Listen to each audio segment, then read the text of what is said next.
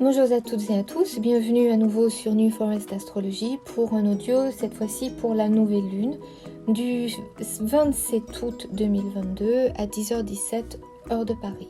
Alors le mois d'août s'achève, il a été comme prévu explosif et chaud avec cette fameuse conjonction Mars-Uranus en taureau. Et puis bien sûr, ce n'est pas terminé puisque le carré qui nous occupe depuis un certain temps, c'est-à-dire Saturne-Uranus, et bien ce carré va continuer à s'intensifier jusqu'au mois d'octobre, jusqu'à la fin octobre. Et puis il se déliera, mais on verra que ça va pas être pour autant la fin des secousses cosmiques.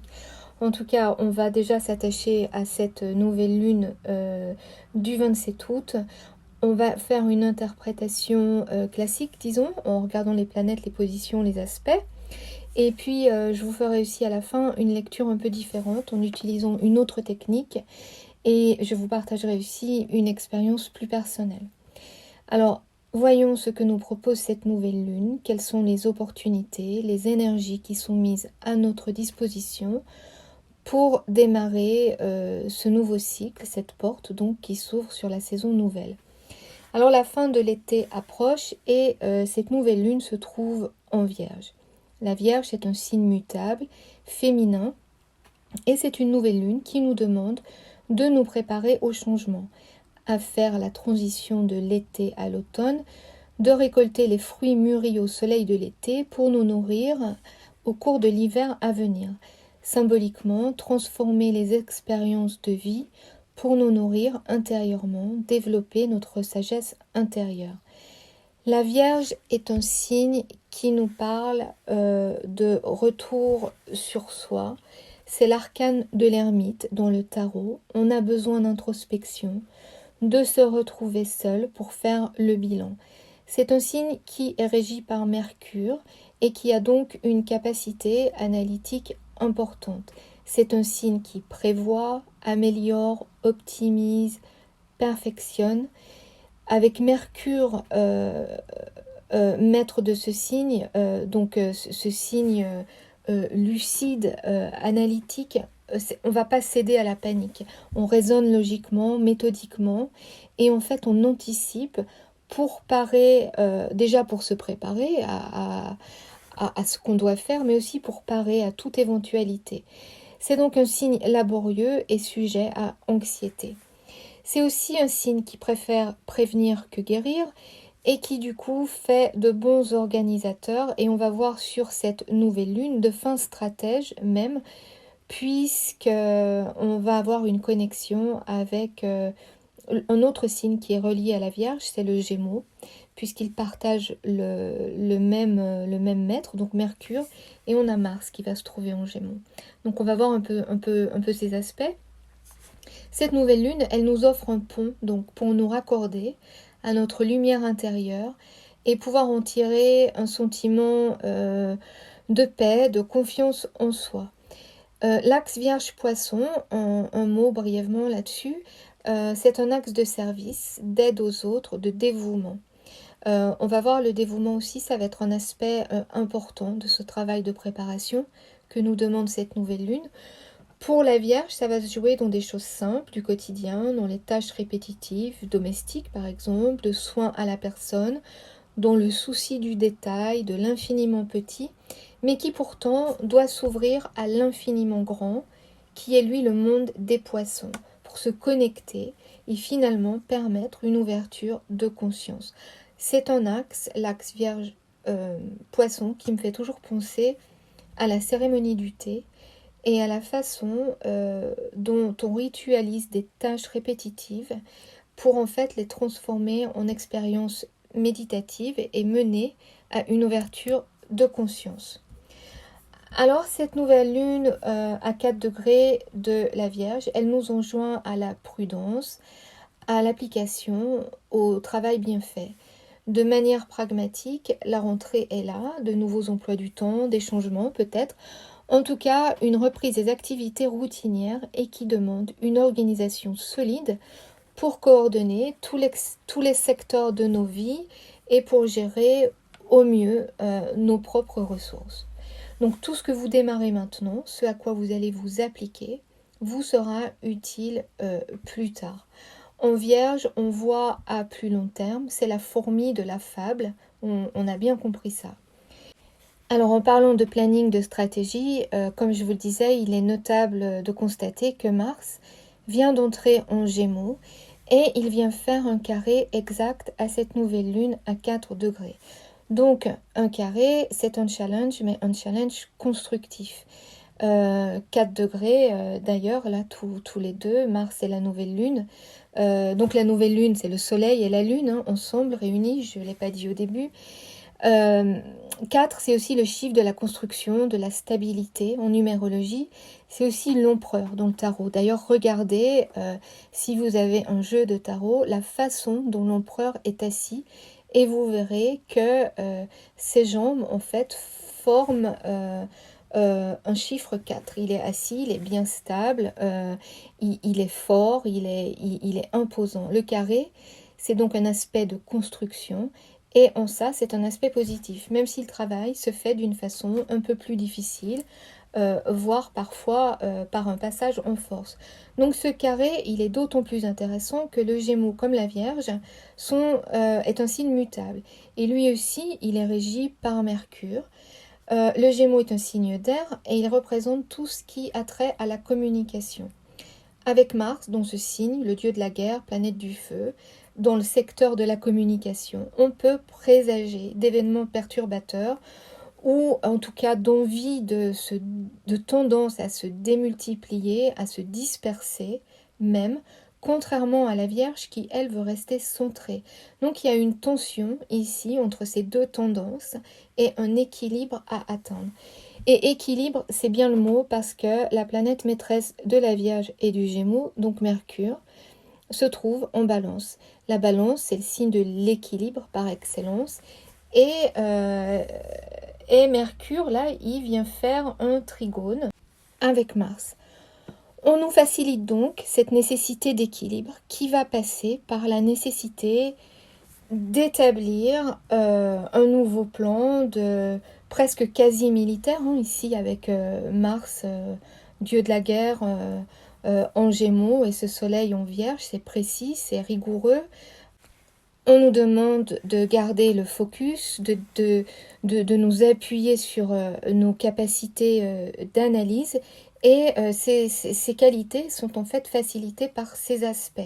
Alors on va pouvoir mettre en exergue nos qualités de stratège, de méthode, d'organisation pour se parer au changement et à l'inattendu.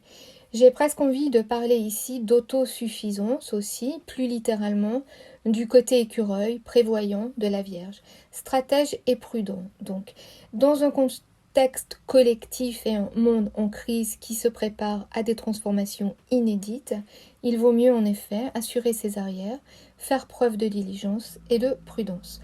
Regardez au niveau personnel quelle maison vous avez dans le signe de la Vierge et du Gémeaux aussi, car ces secteurs vont être sollicités sur cette nouvelle lune et en particulier, je dirais, le secteur du Gémeaux assez fortement dans les mois à venir parce que Mars va y rester jusqu'en mars 2023. C'est donc un secteur de votre thème qui va être dynamisé de toute façon. Alors attention à ne pas vous disperser de trop, à ne pas vous surmener, c'est la tendance naturelle de ce signe.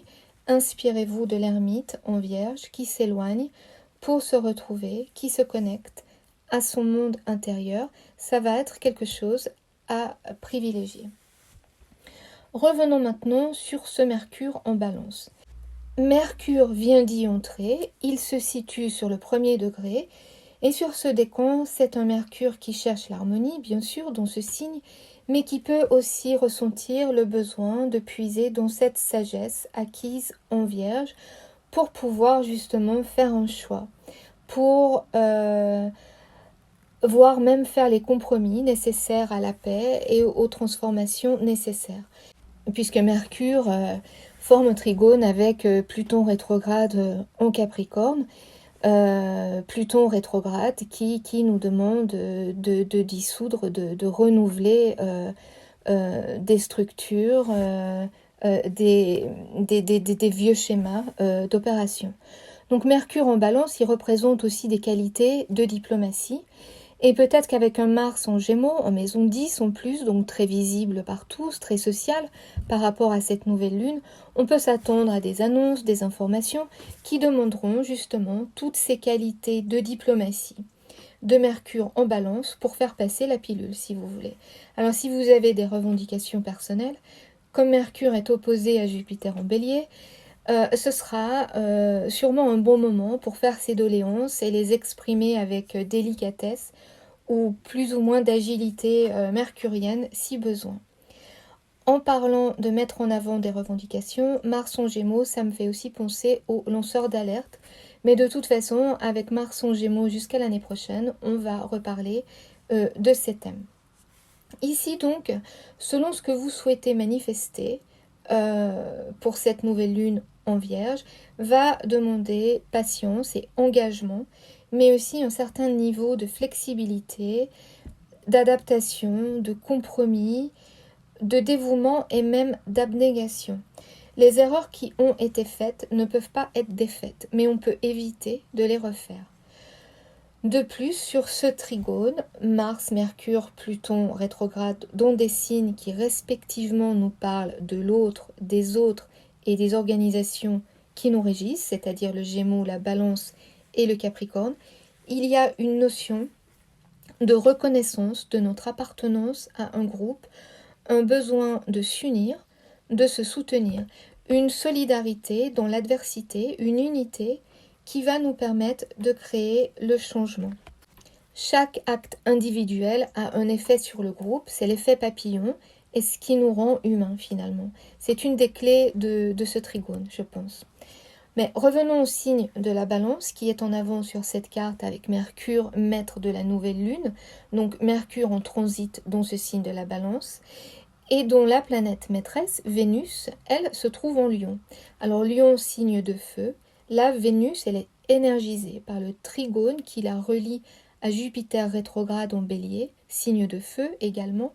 Et si la Balance peut parfois être indécise, là, Vénus, elle vient de passer l'épreuve du feu, si on peut dire. Littéralement, le dernier cycle, le mois d'août, ça a été une succession d'explosions, d'incendies, de sécheresse, de chaleur, avec cette fameuse conjonction en taureau, donc qu'elle régit également.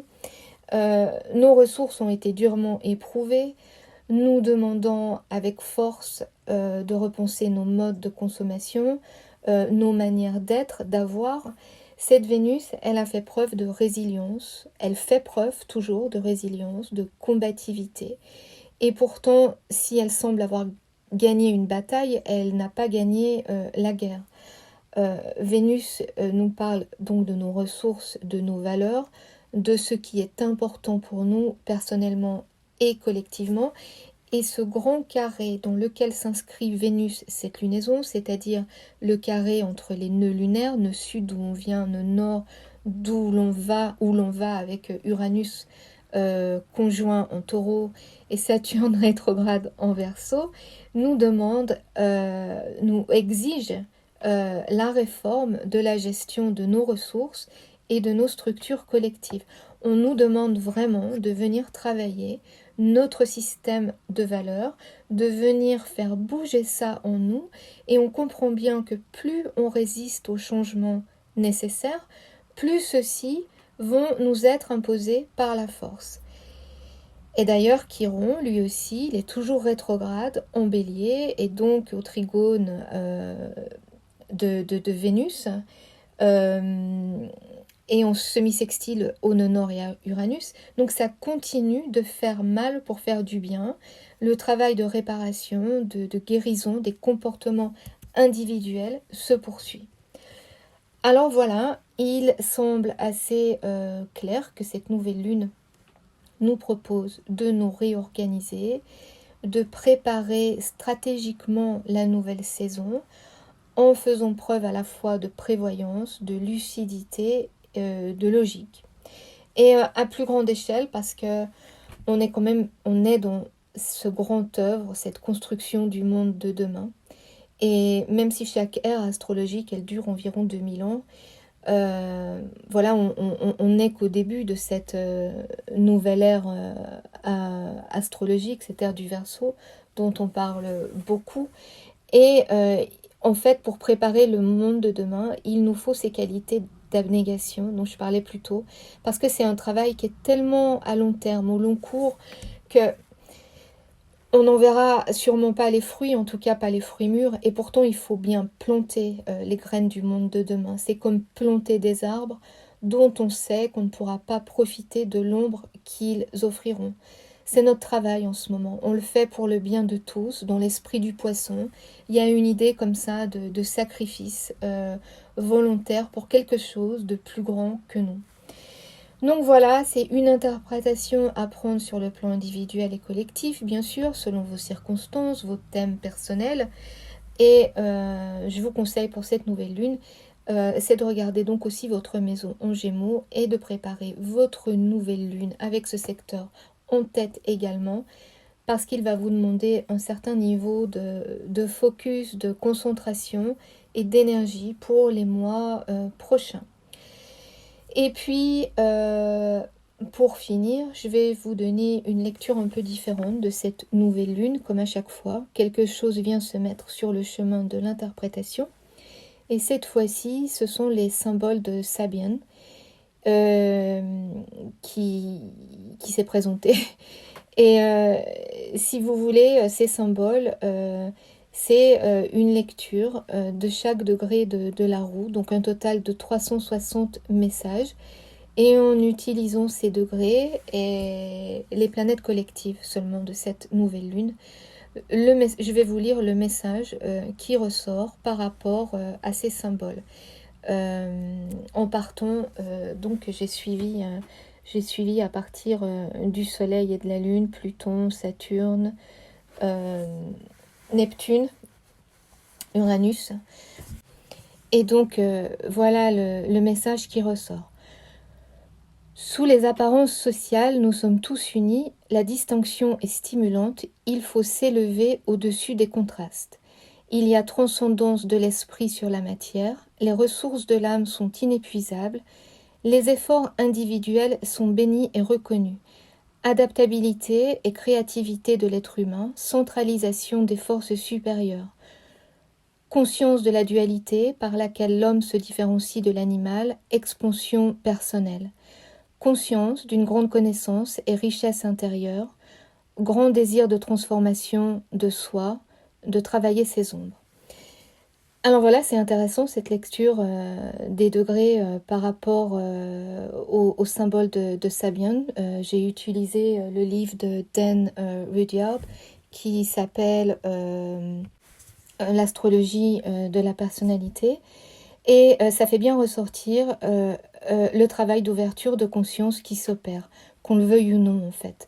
Mais si on souhaite y participer, je pense qu'on peut vivre des expériences, on peut vivre les expériences actuelles différemment et avec optimisme.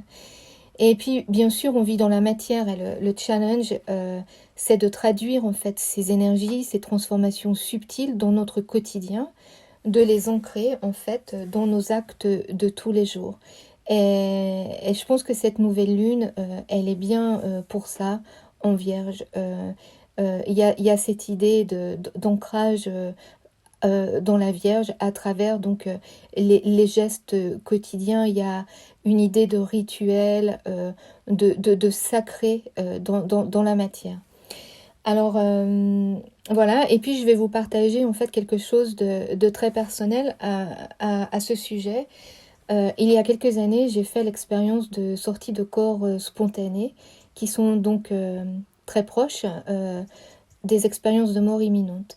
Et ce qui m'a frappée pendant que je me pensais morte, c'était à quel point être en vie, tout simplement, est précieux, et la chance que nous avons de pouvoir évoluer dans la matière et de faire l'expérience d'essence, de toucher, d'embrasser, ça m'a vraiment, ça m'a vraiment bouleversée en fait.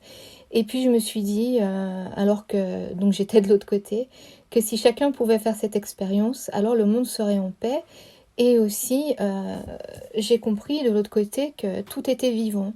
Et ça, c'est une prise de conscience qui, en tout cas chez moi, mais je pense que si on pouvait tous vivre ça, ça amène forcément le respect de la nature et la gratitude d'être vivant, le respect de tout ce qui nous entoure quand on comprend que tout est vivant.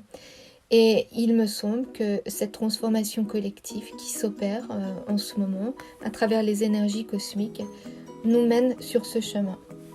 Voilà, je voulais vous partager ça parce que je pense que ça résonne avec cette nouvelle lune et le travail qui nous est proposé et tout ce qui se passe et qui peut être quand même déstabilisant et ça fait du bien de... Ça, c'est important de mettre du sens en fait. Voilà. Je vous souhaite une belle nouvelle lune et puis à très bientôt pour l'audio prochain pour la pleine lune du mois de septembre. Merci beaucoup.